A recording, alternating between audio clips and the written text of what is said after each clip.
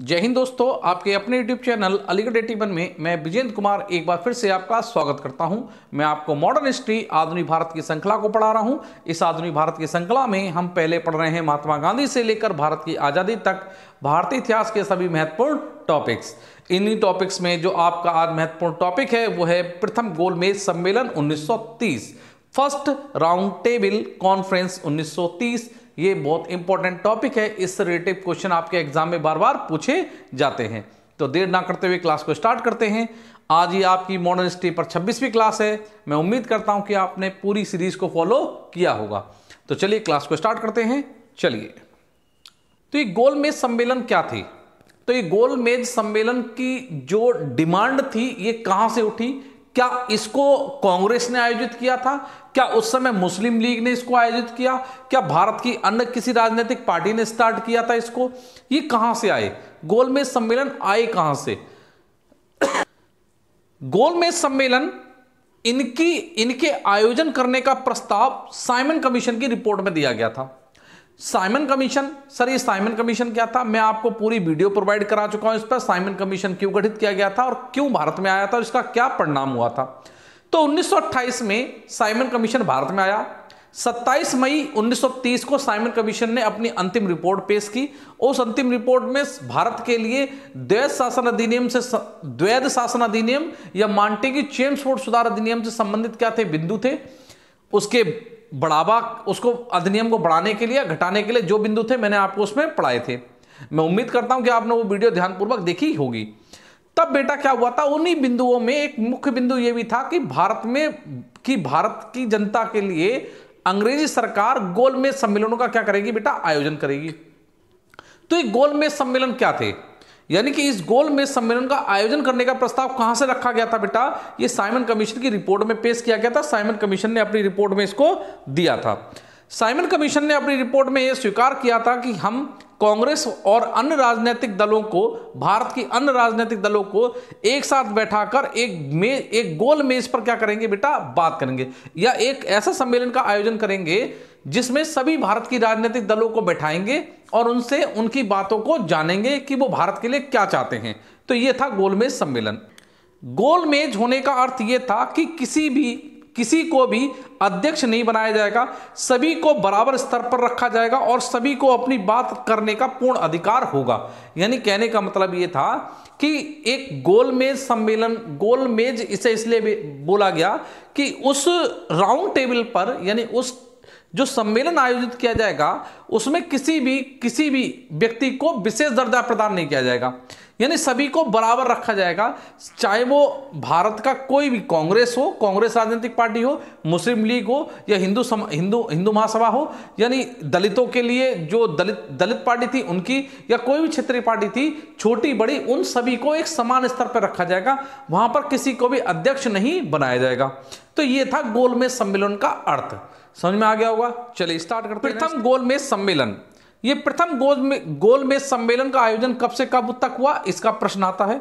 तो बेटा 12 नवंबर 1930 को ये गोलमेज सम्मेलन क्या किया गया बेटा, आयोजित किया गया।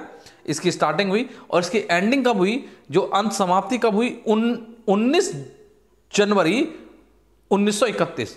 19 जनवरी 1931 को क्या हुआ बेटा, क्या हुआ, ये समाप्त हुआ। यानी 12 नवंबर 1930 से स्टार्ट हुआ और 19 जनवरी 1931 को क्या हुआ, ये समाप्त हुआ।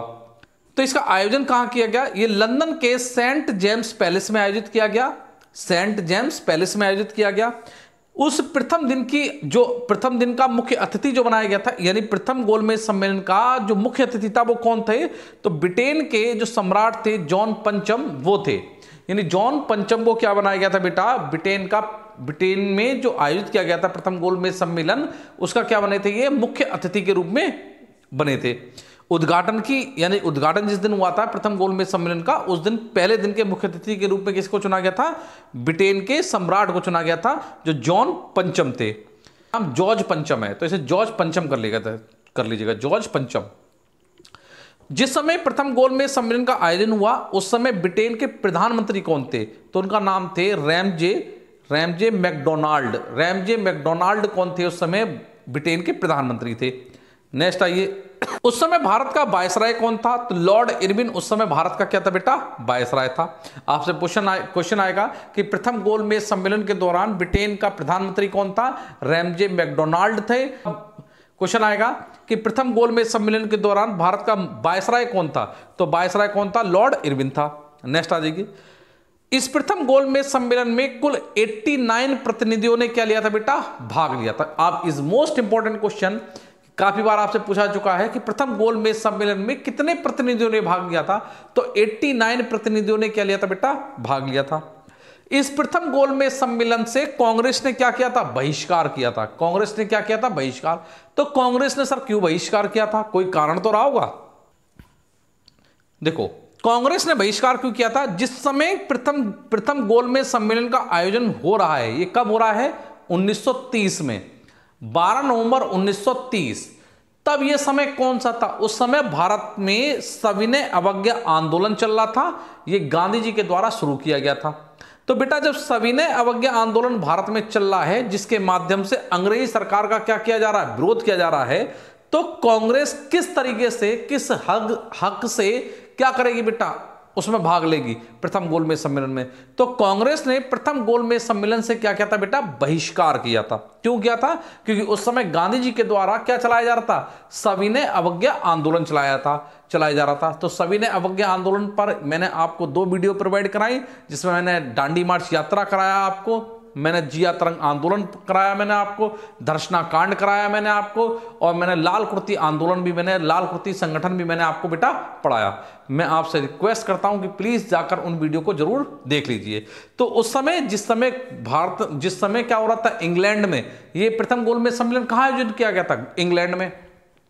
तो जिस समय प्रथम गोलमेज सम्मेलन का आयोजन हुआ, उस समय भारत में क्या चल रहा था? सविनय अवज्ञा आंदोलन चल रहा था। गांधी जी के द्वारा इस आंदोलन को शुरू किया गया था।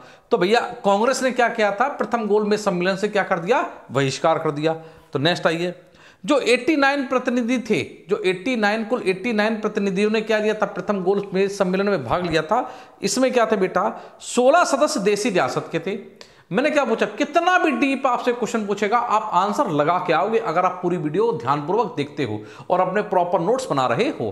तो इसमें 16 तो देशी रियासत के क्या थे बेटा? सदस्य थे। यानी क्वेश्चन आएगा, प्रथम गोलमेज सम्मेलन में कितने देशी रियासत के सदस्यों ने भाग लिया था? तो 16 सदस्य थे देशी रियासत के, जिन्होंने क्या लिया था बेटा? भाग लिया था। 16 ही सदस्य ब्रिटिश सदस्य थे, यानी 16 क्या थे? अंग्रेज भी शामिल थे। और अंग्रेज कौन थे? ये 3 अन्य दलों से शामिल हुए थे। यानी उस समय इंग्लैंड में 3 दल थे मुख्य रूप से। कौन से? एक तो वहां लेबर पार्टी के सदस्य, लेबर पार्टी थी, दूसरी कंजर्वेटिव पार्टी थी, और तीसरी लिबरल पार्टी थी। यानी इन 3 पार्टियों के कितने सदस्य थे? कुल मिलाकर 16 सदस्य थे। और 57 ब्रिटिश प्रांत के भारतीय सदस्य थे, यानी कि 57 भारतीयों ने भाग लिया था। ब्रिटिश प्रांत के भारतीय, यानी कि ये 16 जो देशी रियासत के, ये भी भारतीय थे। 16 कौन से थे? ये अंग्रेज थे। लेकिन 57 जो थे, ये क्या थे? ब्रिटिश प्रांत। उस समय भारत में अंग्रेजों का शासन था, तो यहां पर उसको क्या बोला जाता है? ब्रिटिश प्रांत बोला जाता है। तो भारत में उस समय 57 सदस्य थे जो ब्रिटिश प्रांत से कहां गए थे? प्रथम गोलमेज सम्मेलन में क्या गए थे? भाग लेने गए थे। ये क्या थे? पूर्ण रूप से भारतीय सदस्य थे। तो नेक्स्ट आइए, नेक्स्ट देखिए, हिंदू महासभा आपसे पूछेगा कि प्रथम गोलमेज सम्मेलन में हिंदू महासभा की ओर से कौन भाग लेने गया था? तो इसमें BS मुंडे और दूसरे थे डॉक्टर MR जयकर। तो MR जयकर ये गए थे बेटा कहां? प्रथम गोलमेज सम्मेलन में हिंदू महासभा की ओर से भाग लेने। नेक्स्ट, मुस्लिम लीग की ओर से किसने भाग लिया था? इस मुस्लिम लीग की ओर से प्रथम गोलमेज सम्मेलन में 3 सदस्यों ने भाग लिया था। एक थे मोहम्मद अली जिन्ना, दूसरे थे आगा खां, और तीसरे थे मोहम्मद रफी। इसको सही कर लेना, राफी नहीं थे, मोहम्मद रफी। तो 3 लोग थे। प्रथम थे मोहम्मद अली जिन्ना गए थे, दूसरे आगा खां गए थे, और तीसरे मोहम्मद रफी गए थे। नेक्स्ट देखो, इस प्रथम गोलमेज सम्मेलन में दलित लीग यानी दलितों की ओर से कौन गए थे? दलितों की ओर से डॉक्टर भीमराव अंबेडकर जी गए थे। डॉक्टर भीमराव अंबेडकर ने प्रथम गोलमेज सम्मेलन में दलितों की ओर से क्या लेता बेटा? भाग लिया था। आपको पता होगा ये इमेज किसकी है? ये डॉक्टर भीमराव अंबेडकर जी की है। नेक्स्ट देखिए, महिलाओं की ओर से ये क्वेश्चन बहुत पूछा जाता है। ये समीक्षा अधिकारी के पेपर में पूछा भी गया है कि प्रथम गोलमेज सम्मेलन में महिलाओं की ओर से किसने भाग लिया था? तो महिलाओं की ओर से श्रीमती राधाबाई सुब्बाराय ने भाग लिया था बेटा, और बेगम जरा आरा शाहनवाज ने भाग लिया था। ये बेगम जरा आरा शाहनवाज कौन थी? ये मोहम्मद रफ़ी की क्या थी बेटा? पुत्री थी। ये मोहम्मद रफ़ी की क्या थी? पुत्री थी। तो इन दो लोगों ने महिलाओं की ओर से क्या लिया था बेटा? भाग लिया था। सिखों की ओर से प्रथम गोलमेज सम्मेलन में किसने भाग लिया था? तो सिखों की ओर से प्रथम गोलमेज सम्मेलन में सरदार संपूर्ण सिंह और सरदार उज्जवल सिंह। ये क्वेश्चन आपसे पूछा जा चुका है कि प्रथम गोलमेज सम्मेलन में सिखों की ओर से किसने भाग लिया था? तो सरदार संपूर्ण सिंह और सरदार उज्जवल सिंह ने क्या लिया था बेटा? भाग लिया था। नेक्स्ट आ जाइए। प्रथम गोलमेज सम्मेलन में मुस्लिम लीग, जो मुस्लिम लीग थी, उस मुस्लिम लीग ने अपनी 14 सूत्री मांगे पेश की। यानी कि जो 14 सूत्री मांगे जिसे मोहम्मद अली जिन्ना ने अंग्रेजों के सामने रखा था, एक बार फिर मोहम्मद अली जिन्ना ने जब प्रथम गोलमेज सम्मेलन का आयोजन किया गया था तब ये 14 सूत्री मांगे रखी। मोहम्मद अली जिन्ना ने ये 14 सूत्री मांगे क्यों पेश की थी, ये इस पर मैंने एक पूरा का पूरा वीडियो प्रोवाइड कराया आपको। प्लीज उस वीडियो को देखना और फिर आगे कंटिन्यू करेंगे। इस वीडियो को आगे देखेंगे तो प्लीज आपको बहुत अच्छी तरीके से क्या आएगा बेटा? समझ में आएगा कि मोहम्मद अली जिन्ना ने नेहरू रिपोर्ट, जो मोतीलाल नेहरू जी ने रिपोर्ट बनाई थी, उस नेहरू रिपोर्ट के विरोध में क्या किया था बेटा? अपनी 14 सूत्री मांगे रखी थी। तो इसने दोबारा से मोहम्मद अली जिन्ना ने जो अंग्रेजों के द्वारा आयोजित किया गया प्रथम गोलमेज सम्मेलन, उस प्रथम गोलमेज सम्मेलन में दोबारा इन 14 सूत्री क्या रखा था? इन 14 सूत्री मांगों को दोबारा रखा। नेक्स्ट देखो, मुस्लिम लीग ने मुसलमानों के लिए एक सांप्रदायिकता के आधार पर, यानी कि सांप्रदायिकता के आधार पर एक पृथक निर्वाचन मंडल की क्या करी बेटा? इन्होंने मांग की। यह भी आपसे क्वेश्चन पूछा जाता है कि मुस्लिम लीग ने प्रथम गोलमेज सम्मेलन में किस किस की मांग की थी? तो प्रथम गोलमेज सम्मेलन में मुस्लिम लीग ने अपनी पहले 14 सूत्री मांगे पेश की और ये मांगे मोहम्मद अली जिन्ना ने अंग्रेजों के सामने रखी। दूसरी, मुस्लिम लीग ने मुसलमानों के लिए सांप्रदायिकता, यानी सांप्रदायिकता के आधार पर एक पृथक निर्वाचन मंडल की क्या करी बेटा? मांग की। नेक्स्ट आइए, नोट देखो इंपॉर्टेंट कि डॉक्टर भीमराव अंबेडकर जो दलितों की ओर से क्या गए थे? प्रतिनिधित्व करने गए थे प्रथम गोलमेज सम्मेलन में। तो डॉक्टर भीमराव अंबेडकर जी ने दलितों के लिए जनसंख्या के आधार पर, कि जनसंख्या दलितों की क्या बेटा? ज्यादा थी, तो इन्होंने कहा कि डॉक्टर भीमराव अंबेडकर जी ने दलितों के लिए जनसंख्या के आधार पर एक पृथक निर्वाचन मंडल की क्या करी? अंग्रेजों से मांग की कि दलितों को जनसंख्या के आधार पर क्या दिया जाए? पृथक निर्वाचन मंडल दिया जाए। ये किसकी मांग थी? ये डॉक्टर भीमराव अंबेडकर की मांग थी। नेक्स्ट देखो, इन्होंने एक मांग और रखी कि दलितों को भारतीय सेना में सम्मिलित किया जाए। इन्होंने कहा कि दलित समाज के जो लोग हैं उन्हें स्थायी रूप से भारतीय सेना में क्या किया जाए? सम्मिलित किया जाए। यह भी इन्होंने मांग रखी। एक इंपॉर्टेंट बात कि डॉक्टर भीमराव अंबेडकर एक अकेले ऐसे भारतीय व्यक्ति थे जिन्होंने तीनों गोलमेज सम्मेलन में क्या लिया था बेटा? भाग लिया था। आपसे क्वेश्चन आएगा कि तीनों गोलमेज सम्मेलन में किस भारतीय ने भाग लिया था? तो डॉक्टर भीमराव अंबेडकर तीनों गोलमेज सम्मेलन में भाग लेने वाले एकलौते भारतीय थे। नेक्स्ट देखिए, एक और इंपॉर्टेंट है डॉक्टर भीमराव अंबेडकर से संबंधित कि डॉक्टर भीमराव प्रथम गोलमेज सम्मेलन में 9 उपसमितियां बनी थी। 9 उपसमिति बनी। उस 9 उपसमिति में से 8 उपसमितियों का सदस्य किसे बनाया गया था? डॉक्टर भीमराव अंबेडकर जी को बनाया गया था। यानी भारतीयों में डॉक्टर भीमराव अंबेडकर जी का जो दबदबा था वो ज्यादा था। यानी कि जो 9 उपसमिति बनी थी प्रथम गोलमेज सम्मेलन में, उनमें से 8 उपसमितियों में उसका मेंबर किसे बनाया गया था? डॉक्टर भीमराव अंबेडकर जी को बनाया गया था। नेक्स्ट देखो, डॉक्टर भीमराव अंबेडकर जी ने ही वयस्क मतदाता, यानी कि उन्होंने कहा कि जो वयस्क व्यक्ति हैं जिनकी आयु 21 वर्ष से ऊपर है, वयस्क का मतलब यहां पर 21 वर्ष था, उन्होंने कहा कि डॉक्टर भीमराव अंबेडकर ने कहा कि वयस्क मतदाता के आधार पर चुनाव कराया जाए और इस बात की भी मांग उन्होंने किससे रखी? अंग्रेजों के सामने पेश की। उन्होंने कहा कि जो अप्रत्यक्ष निर्वाचन मंडल है, जो अप्रत्यक्ष यानी जो भारत में अप्रत्यक्ष रूप से चुनाव हो रहा है उसे प्रत्यक्ष रूप से कराया जाए और इसमें वयस्क मतदाता के आधार पर क्या होना चाहिए? चुनाव होना चाहिए। इन्होंने महिलाओं के लिए क्या मांगा बेटा? आरक्षण मांगा। इन्होंने कहा कि भारतीय महिलाओं को क्या दिया जाए? आरक्षण दिया जाए।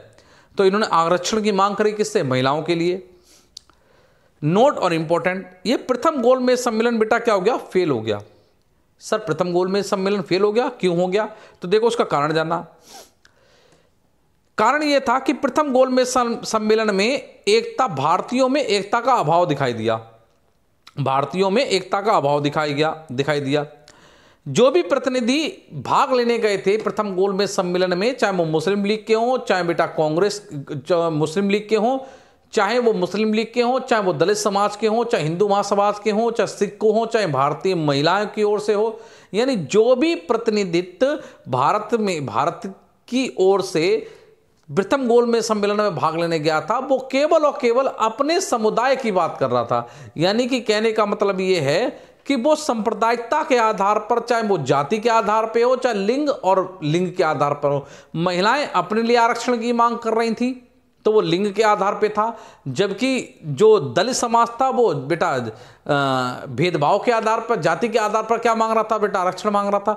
मुस्लिम अपने लिए आरक्षण मांग रहे थे। तो एक कहने का मतलब ये सर, आप ये कहना चाह रहे हो कि प्रथम गोलमेज सम्मेलन में भारत के लिए नहीं लड़ रहे थे, वो अपने संप्रदाय निर्वाचन मंडल की मांग कर रहे थे। यानी सब अपने अपने लिए मांग कर रहे थे, अपने अपने समाज की बात कर रहे थे, कोई भी भारत के लिए बात नहीं कर रहा था। तो प्रथम गोलमेज सम्मेलन के फेल होने का ये प्रमुख कारण था कि एकता का क्या था, भारतीयों में अभाव था। नेक्स्ट देखो बेटा, जिसके कारण अंग्रेज सरकार ने इन जितने भी राजनीतिक दल थे उन सभी की मांगों को निरस्त कर दिया, क्योंकि ये एक नतीजे पर नहीं पहुंच रहे थे। जब एक नतीजे पर नहीं पहुंच रहे थे तो अंग्रेज तो ये चाहते थे ही, अंग्रेज यही चाहते थे कि ये सब क्या करें, अलग अलग मांग रखें, क्योंकि ये अंग्रेजों को पहले से मालूम था कि भारतीय किसी एक मांग पर, जो एक मांग है इनकी, किसी एक मांग पर निश्चित रूप से टिक नहीं सकते, क्योंकि इन्होंने नेहरू रिपोर्ट, जो मोतीलाल नेहरू जी ने रिपोर्ट बनाई थी, जिसमें अच्छी मांगे भी थी और अगर उसमें मुस्लिम लीग उनका सपोर्ट करती और कुछ मांगे अपनी भी जोड़ती तो शायद बहुत अच्छा एक रिजल्ट वहां पे निकल के आता। लेकिन मुस्लिम लीग ने नेहरू रिपोर्ट का विरोध किया। बाद में नेहरू जी, जब बाद में मुस्लिम लीग के मोहम्मद अली जिन्ना ने 14 सूत्री मांगे रखी तो बेटा उसका कांग्रेस ने विरोध किया। तो इस प्रकार से विरोध चलता रहा। और क्या चाहते थे बेटा, और जो आपके अंग्रेज थे वो तो यही चाहते थे कि क्या करें, ये हमारा, कि हम ये एक किसी निर्णय पर ना चाहें और हम इनका क्या करें, हम इनकी किसी मांग को स्वीकार ना करें। तो कुल मिलाकर अंग्रेजों को तो कुछ करने की जरूरत ही नहीं पड़ रही थी, सब कुछ भारतीय अपने आप ही कर रहे थे, जिसका अंग्रेज क्या बनाते थे, अंग्रेज सिर्फ अपनी रिपोर्ट पेश करते थे कि भाई आप में क्या है, आप में अभाव का कारण है, आप किसी एक बात पर टिक नहीं रहे।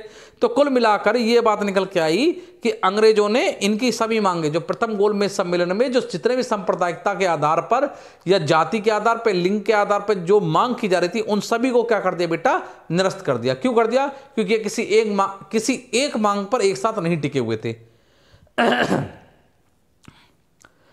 हाँ, लेकिन एक चीज थी कि प्रथम गोलमेज सम्मेलन में अधिकांश दल, जो प्रथम गोलमेज सम्मेलन में अधिकांश दल, जितने भी अधिकांश दल थे, वो सर्वसम्मति से एक बात पर निश्चित रूप से टिक गए थे कि उन्हें भारत को डोमिन स्टेट यानी अधिराज्य का दर्जा दे दिया जाए। यानी कहने का मतलब यह है कि प्रथम गोलमेज सम्मेलन में जितने भी राजनीतिक दल, अधिकांश जितने भी राजनीतिक दल थे, वो एक बात पर सर्वसम्मति पर टिके हुए थे कि अंग्रेजी सरकार द्वारा भारत को डोमिन स्टेट यानी अधिराज्य का क्या दे दिया जाए बेटा, दर्जा दे दिया जाए। प्रथम गोलमेज सम्मेलन के दौरान गांधी जी, जिस समय प्रथम गोलमेज सम्मेलन चल रहा है उस समय गांधी जी पूना की यरबदा जेल में थे। क्यों जेल में थे? कि बेटा इन्होंने जो आपका दांडी मार्च यात्रा के दौरान, पहले तो इन्होंने कहा नमक कानून तोड़ा था, इन्होंने दांडी पहुंच के नौसारी जिले के, गुजरात के नौसारी जिले में पहुंच के इन्होंने नमक कानून को तोड़ा था। फिर ये धर्सना कांड, बंबई के धर्सना कांड की ओर बढ़े थे और धर्सना कांड पर अंग्रेजी सरकार द्वारा इन्हें अंग्रेजी अधिकारियों के द्वारा क्या कर लिया गया था बेटा, गिरफ्तार कर लिया गया था। 5 मई 1930 को गांधी जी की क्या हुई थी बेटा, गिरफ्तारी हुई थी। यानी कि प्रथम गोलमेज सम्मेलन के दौरान गांधी जी की गिरफ्तारी थी और गांधी जी कहां थे, पूना की यरबदा जेल में थे। बाद में गांधी जी को रिहा कर दिया गया। 26 जनवरी 1931 को गांधी जी रिहा हुए और रिहा होने के बाद, रिहा भी ऐसे नहीं हुए थे बेटा, गांधी जी और इरविन के बीच एक समझौता हुआ था और समझौते के तहत यह तय किया गया था कि गांधी द्वितीय गोलमेज सम्मेलन में क्या लेंगे, कांग्रेस की ओर से भाग लेंगे। तो ये जो आगे की वीडियो में हम पढ़ेंगे कि कैसे गांधी ने द्वितीय गोलमेज सम्मेलन में क्या लिया बेटा, भाग लिया। यानी कुल मिलाकर 5 मई 1930 को गांधी जी की गिरफ्तारी हुई, गांधी जी पूना की यरबदा जेल में रहे और 26 जनवरी 1931 को गांधी जी को क्या कर दिया गया बेटा, रिहा कर दिया गया। तो ये था बेटा आपका क्या, प्रथम गोलमेज सम्मेलन। मैं उम्मीद करता हूं कि आपको वीडियो अच्छी लगी होगी। अगर ये वीडियो आपको अच्छी लगी है तो प्लीज़ वीडियो को लाइक, शेयर और सब्सक्राइब जरूर करें, चैनल को सब्सक्राइब कर ले। अगर आप मेरे चैनल पर पहली बार ये वीडियो देख रहे हैं तो मैं आपसे वादा करता हूं बेटा कि अगर आपने पूरी सीरीज़ को एक साथ देख लिया, एक साथ देखा तो आपको मॉडर्न हिस्ट्री का कोई भी क्वेश्चन आपसे नहीं बचेगा। ये वीडियो देखने के लिए थैंक यू, धन्यवाद। मिलते हैं एक नेक्स्ट वीडियो के अंदर जल्दी।